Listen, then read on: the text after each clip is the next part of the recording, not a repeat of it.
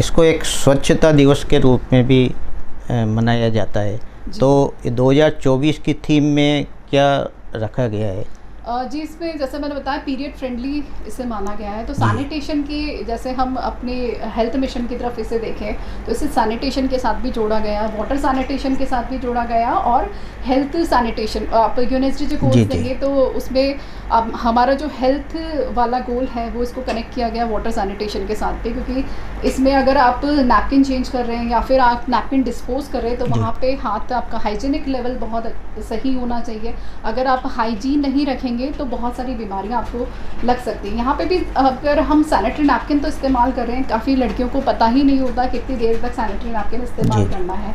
तो जो normal period से महिला होती है जिसको हैवी ब्लीडिंग नहीं है उसको 7 से 8 घंटे में सैनिटरी नैपकिन बदल लेना चाहिए।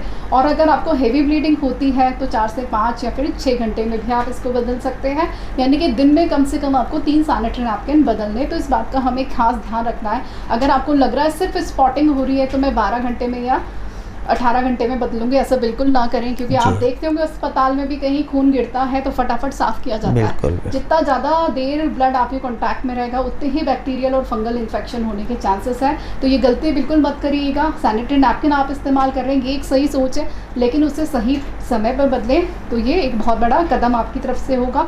इस समय खान पान का भी हमें विशेष ध्यान रखना होता है।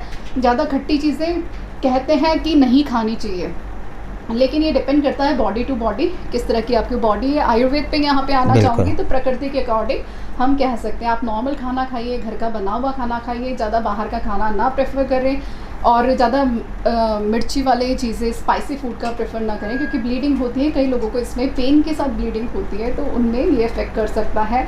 यहाँ पे सिर्फ सैनिटरी नैपकिन ही एक प्रोडक्ट नहीं होता है जो मेंस्ट्रुअल हाइजीन के लिए काम आता है, इसमें बहुत वैरायटी ऑफ प्रोडक्ट्स हैं। लेकिन क्योंकि अभी तक हम सैनिटरी नैपकिन तक भी नहीं पहुँचे, इसलिए प्राइम हमारा इंस्ट्रक्शन या फिर एक यही कहना होता है कि आप सैनिटरी नैपकिन इस्तेमाल कीजिए।